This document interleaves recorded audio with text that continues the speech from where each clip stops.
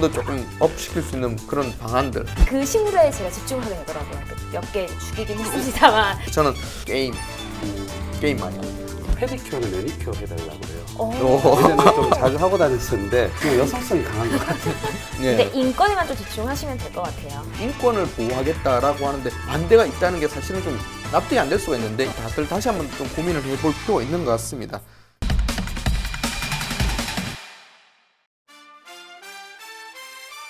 거침없는 기자들이 모였습니다. 오직 경남 도민을 위해 속 시원하게 할 말을 하는 열혈 기자들의 100% 리얼 취재 뒷담화쇼 경남 기자회견. 뉴스에서 다 하지 못했던 숨은 뒷이야기들까지 거침없이 낱낱이 털어드리겠습니다. 먼저 오늘도 기자회견장으로 모인 분들을 소개해드리겠습니다. 무서운 돌직구로 팩트를 저격하는 팩트킬러 장본 기자. 네, 그리고 찐매력의 소유자죠.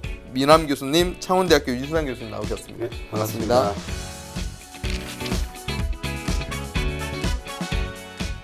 정정 좀 할게요. 지인들이 네. 민낯 교수라고. 민납 교수님. 민남 말고요. 미남이 아니라 실체를 공개하겠답니다. 아, 그런 실체 있으면 저희 이제 동채널 댓글로 이렇게 달아주시면 꼭 반영해가지고 소개해드리겠습니다. 네, 알겠습니다. 요즘 이제 코로나19 조금 이제 뭐 잦아든다고 하긴 했는데 또 이제 네. 이태원 클럽발 또 이게 터지면서 조금 다시 좀 경각심도 좀 일어나고 게다가 이게 문제가 되는 게 백신이나 치료제 개발이 안 되고 있으니까 그렇죠. 사람들이 아직까지는 그래도 조심을 많이 하시잖아요. 그러다 보니까 이제 집 밖으로 이렇게 날씨가 좋은데도 네. 물론 나가시는 분들은 많이 나가시긴 하는데 그래도 예전에 비해서는 작년이나 이렇게 비교해보면 확실히 덜 나가시는 것 같아요. 맞아요. 그러면 계속 이제 집에 있으신 분도 있고 그러면 아무래도 조금 우울한 것도 좀 있고 좀 답답함도 있고 했을 텐데 어떤가 이게 이런 기분들을 좀 전환하고 기분도 조금 업 시킬 수 있는 그런 방안들 혹시 뭐 또 다들 가지고 계신가요? 뭐 장본 기자는 어떤 뭐 그런 방안들이 있을까요? 저는 그동안에 계속 밖에 좀 많이 활동적이어서 무조건 밖에 나가서 뭘 하는 스타일이었어요. 예를 들어서 책도 카페 가서 읽어야 하고 그러니까 집은 오롯이 쉬는 공간이어서 아무것도 하지 않는 공간이었는데 공부 열심히 안 했을 것 같아요. 맞아요. 그랬는데 막상 코로나가 오니까 집안에서 뭔가를 해야 되잖아요. 그래서 그렇죠. 좀 그리고 이제 광고들도 되게 많이 나오더라고요. 집 안에서 뭔가 할 수 있는 것들. 그래서 이제 제가 이제 얼마 전에 이제 입주를 해서 제 집이 생겼는데 그 집 안에서 할 수 있는 것들 좀 찾아보다가 사람들이 식물을 굉장히 많이 선물해 주셨어요. 그래서 또 이제 그 식물에 제가 집중을 하게 되더라고요. 잘 키워내야 한다는 약간 압박감과 이미 좀 몇 개 죽이긴 했습니다만 그래서 이게 플랜테리어까지는 아니지만 조금씩 식물을 키우면서 마음을 좀 정화하고 그리고 흙을 만지는 게 되게 이게 뭐라 해야 되죠? 기분이 되게 차분해지고 좋더라고요. 그죠. 그러니까 단순히 그냥 화분에 있는 흙 엎어가지고 막 이렇게 하는 것도 분갈이 하면서 좀 마음 힐링을 하고 그렇게 하고 있습니다. 이게 꽃 키우신 분들 보면 이게 죽이는 분들은 별거 안 하더라도 그 신경 써도 꼭 죽이는 분들은 네, 죽이거든요.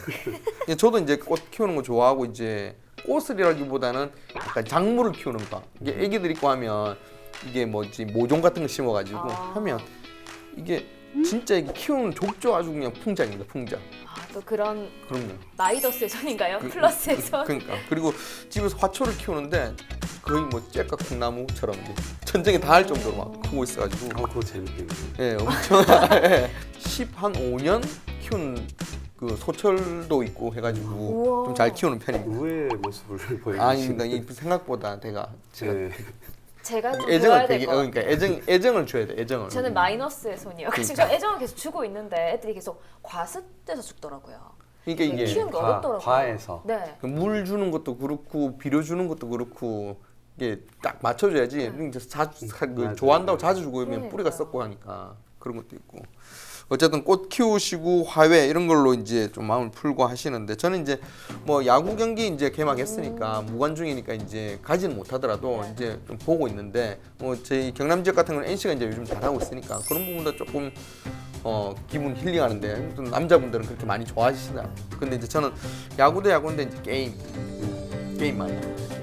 물 만나셨네. 그러니까. 근데 아니 게임- 원래 많이 하신 걸로 제가 알고. 그러니까 원래 많이 했는데 이건 게임도 이제 체력이 있어야지 음. 좀 하니까 체력 떨어지니까 이게 밤 새고는 못 하는데 어쨌든 좀 캐주얼하게 밤에 이제 요새는 온라인으로 다 되니까 이제 저는 이제 주로 대전 격투 게임 이런 것들 많이 하는데 전 세계의 이제 게이머들과 이제 한판 대결을 펼치면서 스트레스 풀고 뭐 그러고 있습니다.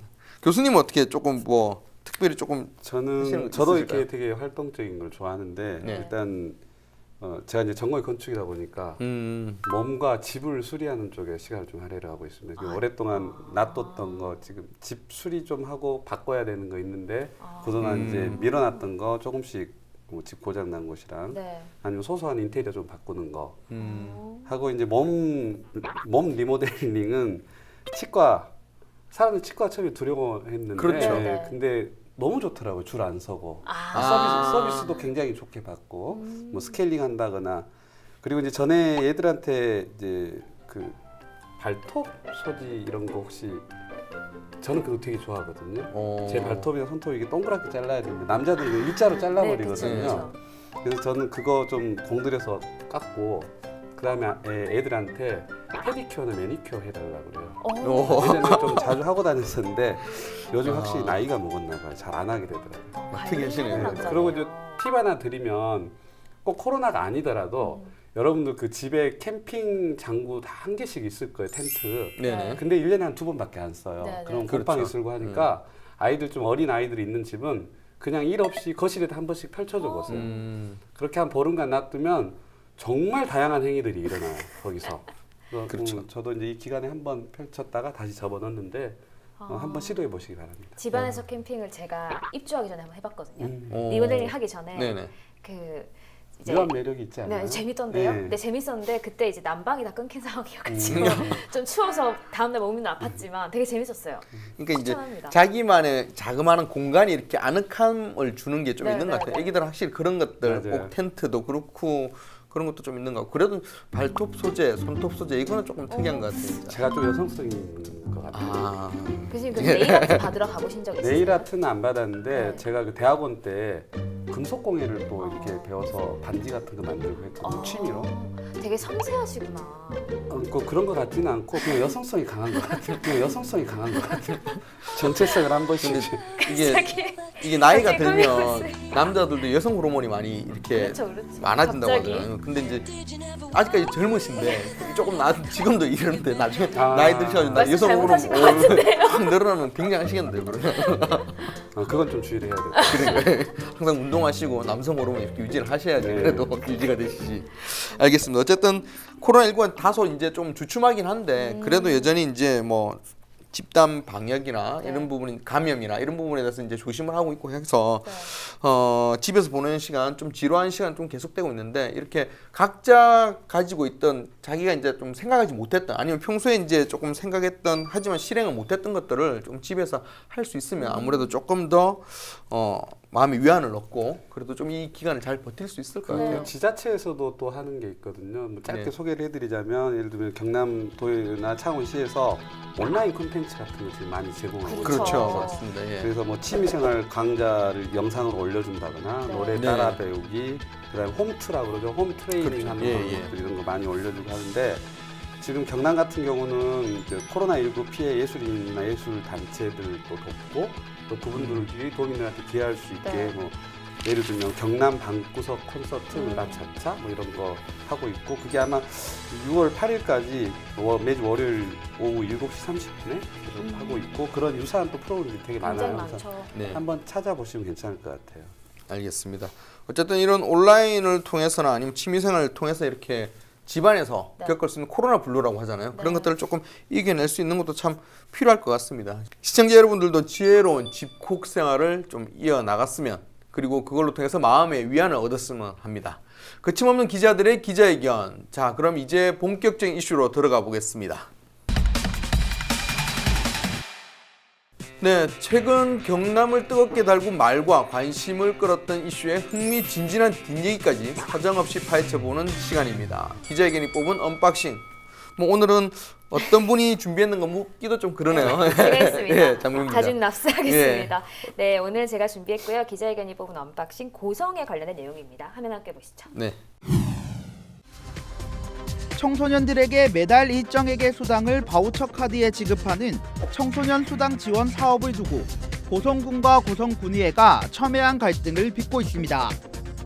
22일 열린 고성군의회 임시회 본회의에서 청소년 꿈 키움 바우처 지원 조례안이 최종 부결됐습니다. 앞서 군의회는 해당 조례안을 상임위에서 부결시켰습니다. 이에 백두영 군수가 의회 통과를 호소하자 박용삼 의장이 직권상정 카드를 꺼내면서 새로운 국면을 맞이하는 듯 했습니다. 하지만 본회의 시작 10분 전 의장 직권상정은 없다고 통보하면서 분위기는 급속도로 냉각됐습니다.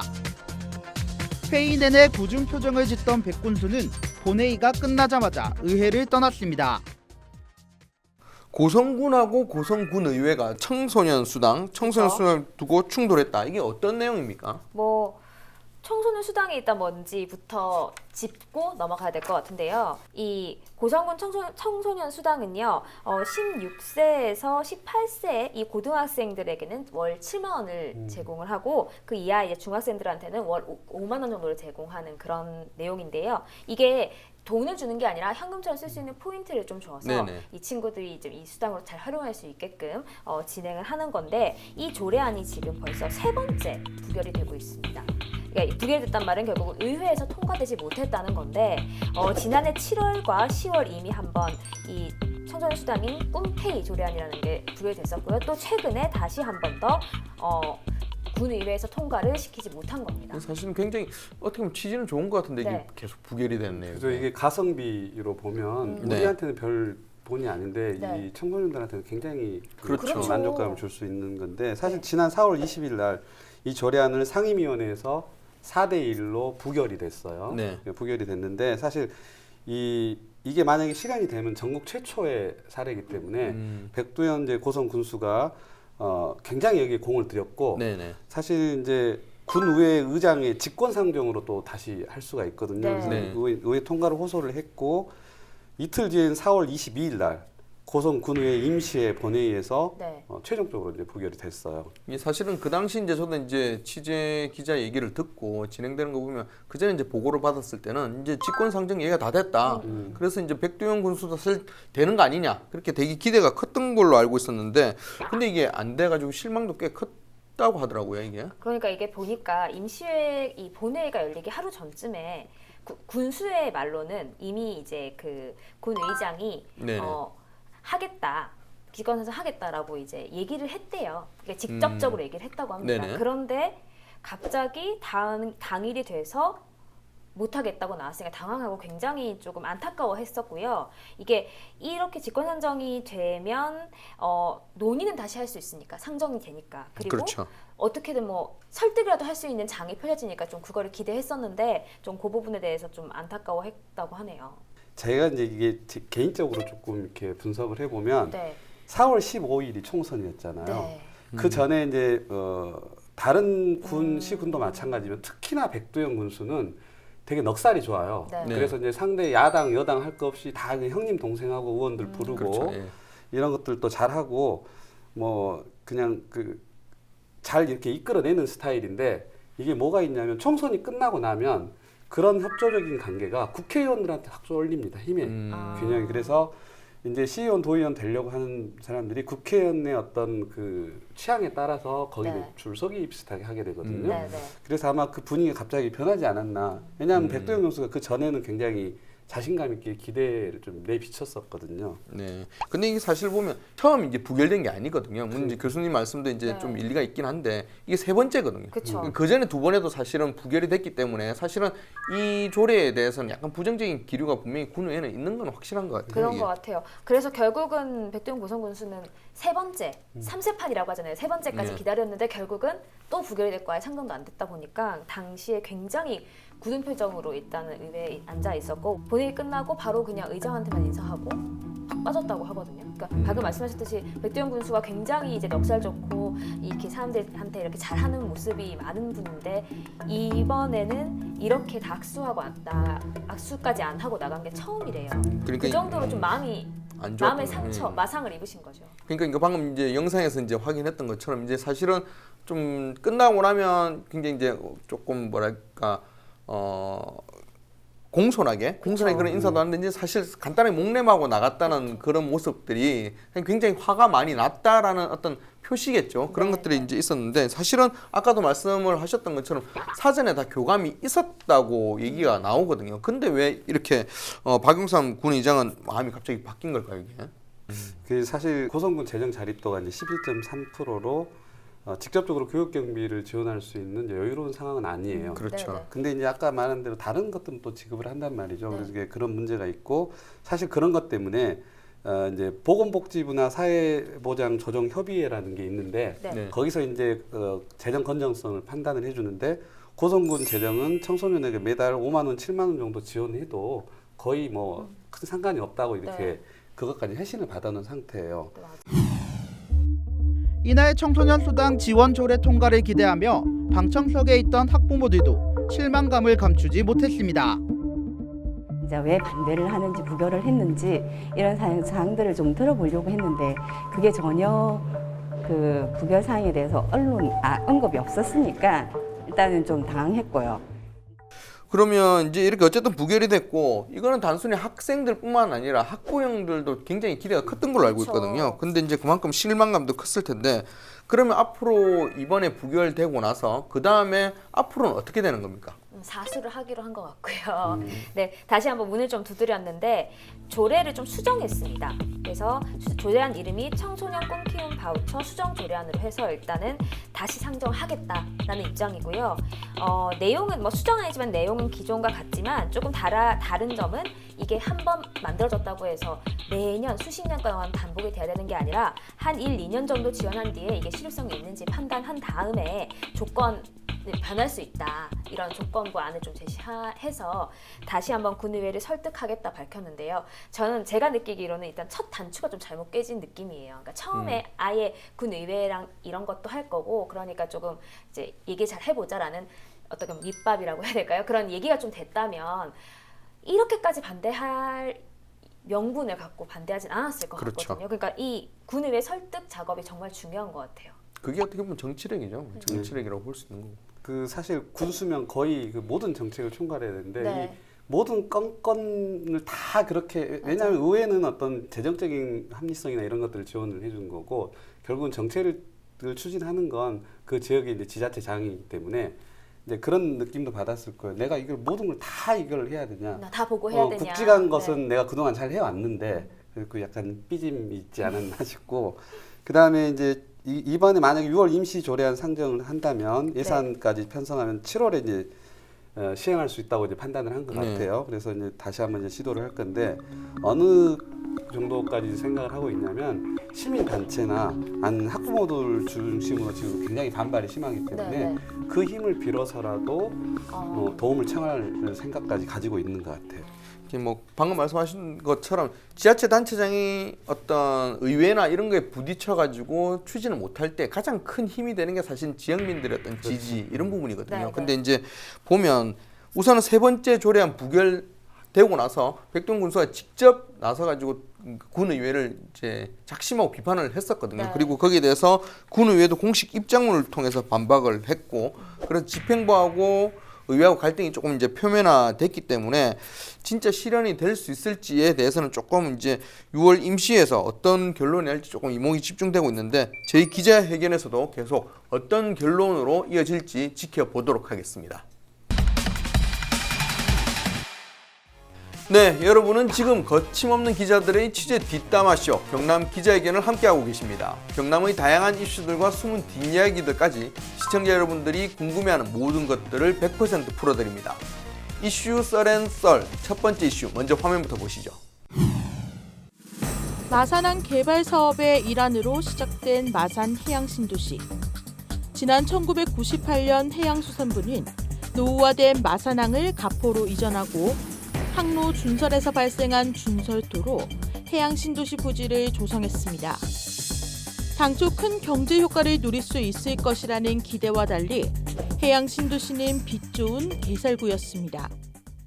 지금 나온 거는 굉장히 좀 오래된 이슈인 것 같습니다. 되게 오랫동안 좀 저도 이 부분을 꽤 오래 전에 취재를 했던 것 같은데요. 네. 이게 마산 해양 신도시 개발 문제 우선은 사업을 시작한 지 한 15년 정도 시간이 흐른 것 같은데 특히 이 마산 해양 신도시가 들어설 땅 이제 인공섬이죠. 인공섬인데 이 부분에 대해서는 이제 왜 매립을 했나 뭐 이런 얘기들이 지금 계속 나오고 있는 것 같습니다. 그러니까 워낙 오래된 사안이다 보니까 다들 왜 매립했는지는 모르고 일단 방치되고 있는 것만 조금 보시는 부분이 있는데 이제 1998년으로 좀 거슬러 올라가다 보면은 이제 마산항이 되게 노후화가 된다. 그래서 가포로 이전해서 가포 신항을 만들자는 얘기가 있었어요.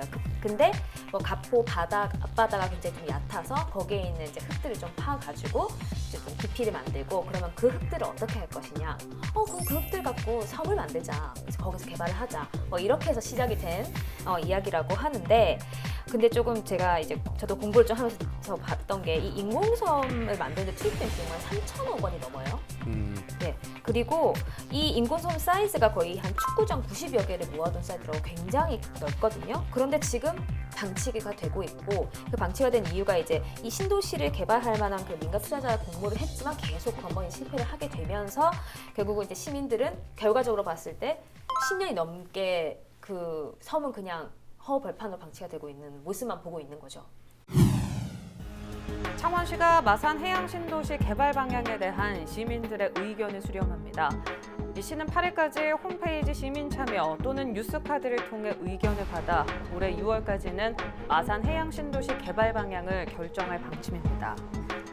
마산 해양 신도시 개발 사업은 지난 2002년 12월 당시 마산시가 해양수산부와 협약을 통해 마산항 개발 사업의 일환으로 조성했지만 시정 방향과 맞지 않은 개발 계획으로 수차례 연기됐습니다. 그동안 이제 시정 이제 이렇게 방금 얘기를 했던 것처럼 민간 투자 회사, 민간 회사하고 민간 사업자하고 계약이 계속 안 됐거든요. 안 되고 결국은 이제 그 어떤 협의가 안 됐던 부분이 시가 생각했던 시정 방향과 네. 민간 업체에서 제안한 어떤 개발 방향과 맞지 않았기 때문에 그런 이제 결과가 나왔던 건데 네. 방금 이제 뉴스에서 보셨던 것처럼 창원시에서는 결국은 시민들의 의견을 받아가지고 개발 계획을 수립하겠다, 정하겠다 이렇게 한 건데 그러면 시에서는 아직까지 특별한 계획이 없다고 이렇게 좀 해석을 해도 될까요? 올해 신년사에서 허성무 시장이 이제 동부가 신해양 거점 도시 창원을 그렇게 만들겠다라고 하면서 이제 2024년까지 그게 어딘지는 이제 구체적으로 말하지 않았는데 해양 신도시를 염두에 두고 이야기한 것 같아요. 네. 공공성에 기반한 문화 관광 해양 레저 중심 개발을 할 거고 특히 이제 첨단 스마트 시티 기술 도입해서 네. 스마트 아일랜드 짓겠다 그랬고 그 이제 결국에는 마산 해양 신도시를 염두에 두고 있는 거죠. 그래서 지금 어느 정도 상당히 계획이 저는 진행되고 있는 걸로 알고 있거든요. 문재인 대통령도 얼마 전에 여기 와가지고 그렇죠. 우리 지역만의 문제가 아니라 네. 이걸 허가해준 국가의 책임도 굉장히 크거든요. 네, 그래서 네. 국가의 일정한 책임이 있다는 걸 인정을 하셨고 거기에 뭔가 액션을 취하겠다고 한 상태예요. 그래서 이제 그게 제일 가능성이 높은 게 스마트 시티로 개발하는 건데 그게 왜 중요하냐면 정부에서 이제 방향이 두 개인 거예요. 완전히 맨 바닥에 신도시를 만들어야지만이 도로 깔 때부터 스마트한 그렇죠. 심지어 하수 관거 처리 이런 것까지 다 그렇습니다. 스마트하게 본격적인 거고 네. 또 하나는 그냥 기존에 있던 도시를 스마트하게 업그레이드는 두 개인데 지금 우리나라는 더 이상 신도시를 만들 수 있는 여력이 없어요. 그럼 딱 한 땅이 군데밖에. 꽉 찼으니까요. 그죠? 예, 네. 그리고 이 그 뭔가 수지 타산이 안 맞기 아유, 때문에. 네. 근데 이 창원에 여기는 딱 명분이 너무 좋잖아요. 그렇죠. 나라의 책임도 있고 놀고 있는 우리가 땅이고. 스마트 시티를 하려고 하는데 여기다 하면 완전히 기초부터 처음부터 다 할 수가 그렇죠, 있으니까 그렇죠. 예, 이걸 해야 되고 그런 기회를 잘 서로 정부하고 소통하면서 네. 그 논리와 명분을 만들어 간다 그러면 제 개인적으로도 여기 이상 우리나라에 그 적지가 없는 것 같아요. 그럼 이제 어쨌든 아까 이제 장보영 기자가 얘기했던 대로 네. 가포신항 때문에 사실 가포신항 사업에 대한 부수적인 부가 사업이라고 봐도 될 그렇죠, 것 같거든요. 그렇죠. 그것 때문에 이제 생긴 인공섬인데 그 당시 이제 실제 항로에 대해서 이제 준설 수심에 대해서 시민단체 반발 때문에 그게 네. 굉장히 깊이 팔 건데 많이 파지도 못했고 네, 네. 그래가지고 결국은 준설 이제 투기 비용이 이제 한 1,500억 원 아끼려고 하다가 지금 아까 얘기했던 대로 한 3,400억 원이죠. 네, 네. 이게 투입된 거잖아요, 이게. 지난 5개월간 진행된 마산해양신도시 공사비 검증단의 활동 결과가 발표됐습니다. 검증단은 26일 창원시청에서 기자회견을 열고 가포신항 계획 당시 예측 물동량보다 현재 총 화물량은 38%, 컨테이너 화물량은 6%로 산정에 오류가 있었다고 설명했습니다. 인공섬 공사비는 큰 오류는 없지만 식생 블록과 일부 조경 시설물 등이 과다 설치됐다고 밝혔습니다. 이와 함께 지반 침하로 연약 지반 개량 기간이 길어지면서 인공섬 준공 예정일도 계획된 내년 12월을 넘길 것으로 전망했습니다. 이게 가포신항이 그러면 운영이 잘 되고 있나 한번 짚어봐야 돼요. 왜냐하면 이것 때문에 부가 사업으로 만들어진 섬이잖아요. 잘 되고 있지 않은 것들을 많은 분들이 아실 거예요. 네. 지금 물동량이 적어도 일반 화물이 한 3,480톤 정도 돼야 된다고 알고 있는데 지난 2017년 기준으로 보면은 1,320톤. 그러니까 뭐 거의 3분의 1 수준에 그친다고 보면 되겠고요. 또 이 컨테이너 화물도 굉장히 좋지 않은 상황. 예측 대비해서 10%도 안 되는 상황이라고 해서 그 말인즉슨 원래 계획이었던 가포신항도 실패했다라고 볼 수밖에 없는 상황인 거죠. 지금 컨테이너 화물이 뭐 10%가 아니라 최근에 3% 원래 계획했던 물동량이 3% 수준이라고 나왔고 컨테이너 화물은 이제 완전히 빗나간 거고 사실 가포 신항에 컨테이너 화물은 없고 자동차가 지금 전용으로 이게 이용을 하고 있는데 요즘 또 그쪽 자동차 경기도 안 좋고 해가지고 며칠 전에 저 거기 지나와서 와서 봤는데 자동차는 몇 대 있는 거예요. 그냥 텅 비어 있어요. 거의 그냥 역할을 못 하고 있다고 보면 됩니다. 마산 해양신도시 이 논란 자체가 개발 방향에 대해서는 이제 이주영 전 국회의원의 조금 역할이라고 해야 될까요? 이제 그런 논란에 좀 불을 지피기도 했던 걸로 기억을 하는데. 네, 맞습니다. 이게 이제 마산항 관광 타워, 또 해양 케이블카, 또 수변공원도 만들고 먹거리, 볼거리, 즐길거리를 다 할 수 있다. 뭐 이런 이야기들을 계속 해왔었는데 결국은 이 자체가 이제 시민단체들이 봤을 때 똑같이 무분별한 개발이다. 마산 왜 자꾸 이렇게 뒤집어 이렇게 생각을 하시는 거죠. 그러면 반발이 있어가지고 이제 제대로 되지 못한 상황인 거죠. 참 이거 사실 그렇게 대형 어떤 사업들 그렇죠. 그것도 이제 우리 정부 돈을 따서 많이 보조받아서 할 수 있다 이렇게 선거 때마다 이렇게 나오는 건데 사실 그때 육선에 도전하려고 이제 했던 그 이주영 의원 역할이 좀 컸었고 네. 그 너무 마음이 급해서 그런 그 예측을 좀 못한 부분이 있고 그리고 마산 해양 신도시에 대한 이제 그 뿐만이 아니라 이 마산 쪽이 너무 무분별하게 개발이 됐거든요. 네 번에 걸쳐서 이렇게 매립이 됐었다 그랬잖아요. 네. 원래는 뭐 기억하시는 분 계실지 모르겠는데 우리나라 최고 수준의 그 모래사장도 있고 근데 거기다가는 이렇게 해서 개발을 하면서 저쪽 다른 쪽에다는 인공 모래사장을 만드는 이런 어처구니 없는 일들이 이제 반복되고 있는 거죠. 요번 이제 특히 이제 마산 지역이 오래된 굉장히 이슈다 보니까 이번 총선 때도 관련해가지고 이어 관련한 공약들이 꽤 나왔죠. 네네. 그 스마트 도시 얘기를 하는 와중에 우리 이제 이번에 당선된 최영도 의원이 네버랜드를 만들겠다. 네버랜드. 그 피터팬에 나오는 네버랜드를 만들겠다는 공약을 내세웠어요. 요즘 유행한 거 다 넣었습니다. 가상현실, 뭐 증강현실 있는 거, 그리고 이제 게임 테마파크, 또 수목원도 만들겠다. 뭐 이제 공공시설이 좀 들어가야 되니까요. 그러니까 어쨌든 간에 스포츠 공원 같은 것들을 이 해양 신도시에 만들어서 네버랜드를 좀 하겠다 이렇게 포부를 밝혔습니다. 저도 그거 봤어요, 공약. 네네. 근데 이제 일단 구체성이 너무 급하게 네. 좀 만든 느낌이 나고 사실 그 지자체 개발 사업이라고 하기엔 그 방금 청사진을 내놓은 것들이 너무 커서 맞죠. 그리고 로벌랜드 있잖아요. 랜드에 조금 랜드 대인 게 있잖아요. 있어요. 랜드에 좀 대인 게 있어. 지금 이제 제가 정책 만들면서 이 네. 그 창원 지역에 이제 좀 속된 말로 3대 똥덩어리라고 하는 사업들이 있습니다. 네. 그 중에 골치 아픈 그 세 개 중에 그렇죠. 하나가 네. 첫 번째가 마산 로봇랜드. 마산 로봇랜드는 진짜 그 로봇 산업을 육성하고 하는 그런 그렇죠. 테스트베드 예. 역할을 해야 되는 놀이동산이 돼버렸잖아요. 네. 그것도 제대로 그게 되지 않았죠. 가장 골치 아픈 문제고 두 번째가 부영 아파트 미분양이 경상남도 전체에 미치는 집값에 미치는 영향이 너무 크기 때문에 네. 그게 안 돼요. 거기다 또 하나가 사건이 또 터졌어요. 엊그제 그 공원 일몰제. 아, 네. 네, 민간 투자 우선 협약자를 하면서 우리가 가지고 있던 그 공원을 이제 유지를 하기 위해서 네, 네. 그 개인 자산가들을 민간 투자자들한테 그래 너희들이 우리 공원을 예쁘게 만들어주면 아파트를 조금 짓게 하고 네. 협약을 한 예, 거거든요. 그렇죠. 예. 사화공원하고 대상공원 두 네, 군데를. 네. 근데 그게 예상된 반대가 아파트 많았는데. 대수가 네. 5,000세대.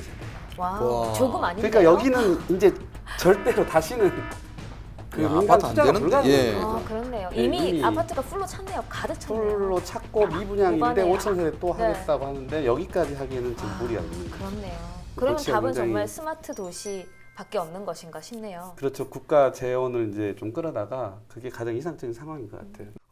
사실 기대보다 이제 애물단지가 되고 있는 마산 해양 신도시가 지금 이제 논란이 되고 있는데 아직까지는 어떻게 활용할지는 아무것도 이제 정해진 게 없습니다. 근데 이제 계속 이렇게 방치될 수는 없는 거고 마산 주민들이 기대하는 바도 크기 때문에 네. 마산 발전에 어떤 직접적인 연관도 있는 부분이기도 하고 하기 때문에 이제 창원시가 시민들에게 개발 방향을 물었습니다.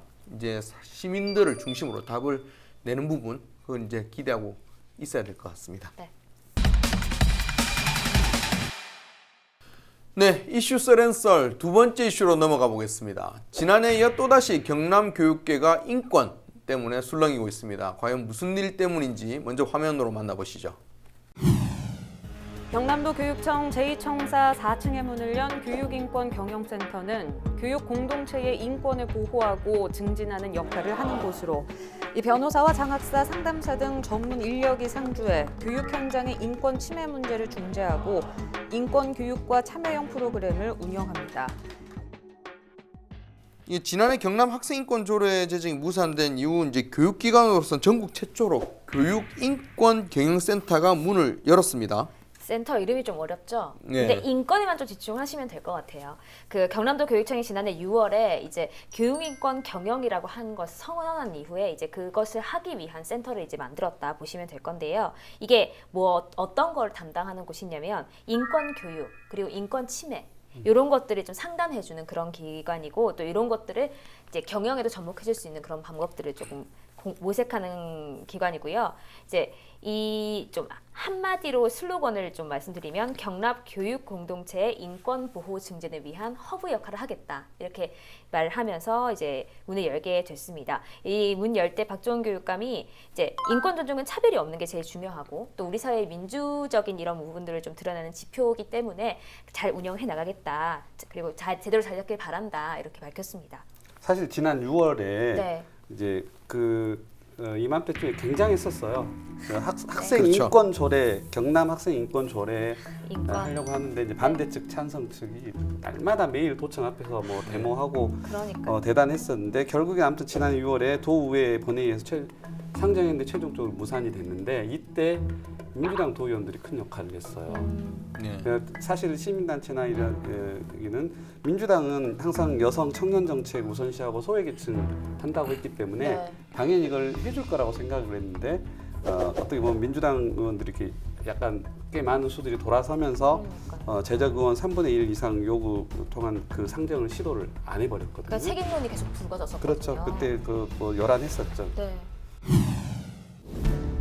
이번에도 경남도의회 상임위 문턱을 넘지 못한 경남 학생인권 조례. 이달 초 김지수 도의회 의장이 직권 상정을 포기했고 민주당 도의원들도 지난 24일 토론 끝에 본회의에 상정하지 않기로 결정했습니다. 박종훈 경남도 교육감은 부결된 안을 재추진하는 것은 상식적이지 않고 초중등 교육법에 근거한 학생 인권 보장에 최선을 다하겠다고 밝혔습니다. 이 경남 학생인권 조례 관련해서도 이제 이렇게 의회에서 결국은 상정도 되지 못하고 폐기가 되다 보니까 교육감이 이제 본회의에서 논의조차 안 된 거에 대해서 굉장히 유감스러워했었고요. 이제 이 조례안 같은 경우 내용이 보면 차별받지 않을 권리, 또 폭력의 자유, 뭐 종교의 자유, 사생활의 자유, 막 이런 자유들이 좀 있거든요. 이런 자유들이 면학 분위기를 저해야 한다. 학생들한테 너무 큰 자유를 주면 안 된다. 이런 이제 어떤 논리로 인해서 반대하시는 분들이 굉장히 많았고, 이 학생인권조례 이후에도 이제 폐기가 된 이후에도 계속적으로 이제 어떤 단발적인 뭐 시켓 시위가 계속 이어졌었고요. 그래서 이제 이런 상황이 계속 되다 보니까 결국 경남교육청이 이 시도교육청 중에는 처음으로 학생인권 조례 말고 교육인권 경영을 추진을 했고 결국은 이게 결국 비슷한 맥락인 것 같아요. 그 인권 친화적인 학교 문화를 만들자라는 식으로 해서 이제 수립을 했고 결국은 이렇게 문을 열게 된 것 같습니다. 이제 교육인권경영센터 이게 사실 처음 나온 단어가 아니라 네. 작년에 폐기됐던 학생 인권 조례 그 안에 34조 안에 이게 포함돼 있어요. 그러니까 이제 또 다시 그 유사품을 만들어야 네, 된다 네, 네. 하고 이제 반대를 또 하고 있는 그렇죠. 거죠. 교육인권경영센터는 지난해 제정이 무산된 학생인권 조례의 연장선이자 조례가 무산되자 도교육청이 센터란 꼼수를 사용하고 있다고 주장했습니다. 또 인권이란 이름으로 학생과 교직원을 조사하고 성희롱 방지란 명목으로 동성애 등을 교육하려는 계획을 중단하라고 도교육청에 요구했습니다. 예, 조금 전에 이제 뉴스 영상을 보셨던 것처럼 반대 단체들이 이제 지난해 무산됐던 학생 인권 조례의 연장선으로 보는 거죠. 이번 개관한 센터에 대해서. 그렇죠. 제가 아까 언급했던 것처럼 조례 대신에 대체할 다른 어떤 것들을 한 거 아닌가. 그러니까 교육인권 경영 자체가 어떻게 보면 인권 그리고 학생들의 인권을 메인으로 하다 보니까 결국은 그 조례와 연결되는 부분들이 있다고 보는 거고요.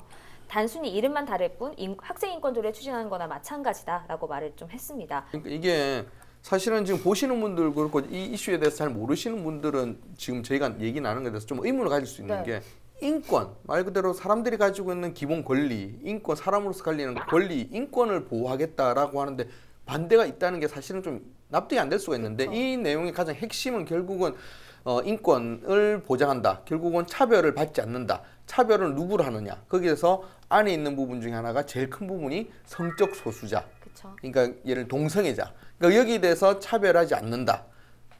그러면 성적 소수자 동성애자들의 차별을 하지 않으면 동성애자들이 늘지 않겠느냐. 그래서 동성애는 늘면 안 된다.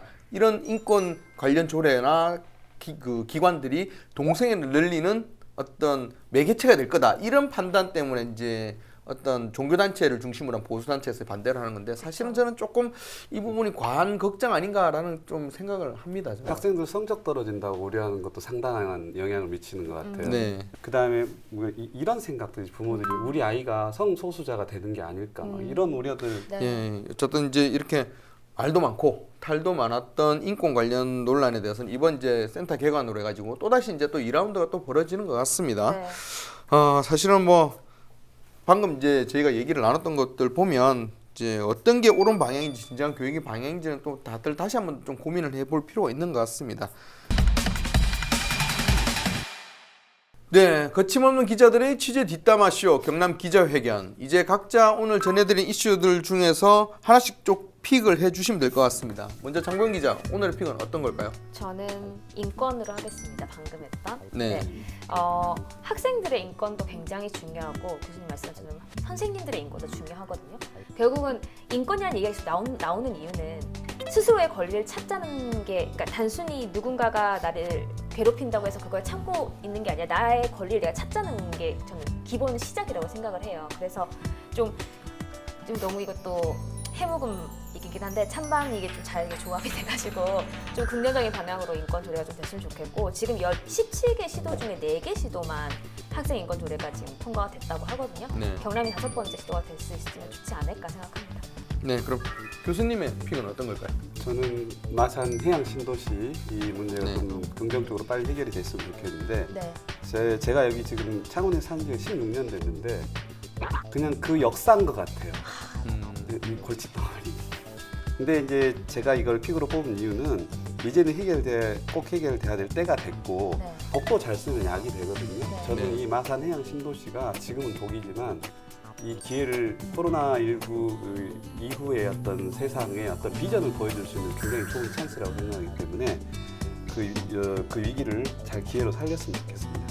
네, 저도 뭐 픽을 한번 해본다면 마산 해양 신도시가 조금 해결이 빨리 됐으면 좋겠습니다. 워낙 큰 돈이 들어갔고 네. 그다음에 조금 마산이라는 좀 오래된 도시에 좀 활력을 불어넣을 수 있는 기회가 될 수도 있을 것 같고 여러 가지 좀 파급 효과가 클 것 같아요. 그래서 이 부분이 빨리 해결됐으면 하는 마음에서 마산 해양 신도시를 픽하겠습니다. 오늘 저희가 전해드린 이슈들 중에 시청자 여러분들이 픽한 이슈는 어떤 건지 궁금합니다. 저희 기자회견 방송은 동영상 채널을 통해서 다시 보실 수 있습니다. 여러분이 픽한 이슈와 그에 대한 다양한 의견을 부탁드립니다. 뜨거운 가슴과 차가운 시선으로 도민 여러분들을 위해서 눈치 보지 않고 속 시원하게 할 말을 하겠습니다. 열혈 기자들이 전해드리는 100% 리얼 취재 뒷담화쇼 경남 기자회견, 오늘은 여기까지입니다. 함께해 주신 여러분 고맙습니다. 네, 오늘도 좀 사람이 좀 부족하긴 한데 두 개로 할까요, 이번에? 그렇게 하시죠. 네, 이렇게 하시죠. 사실은 시작할 때 한 명이 좀 빠진 부분에 얘기는 안 드리긴 했는데 네. 저희 사내 그리고 개인적인 여러 가지 상황 때문에 좀 참석을 못 해가지고 저희만 좀 채웠다는 말씀 좀 전해드리고요. 부족했던 만큼 다 같이 좀 더 크게 두 손으로 한번 외쳐보겠습니다. 알겠습니다. 자, 거침없는 기자들의 리얼 취재 뒷담화 쇼!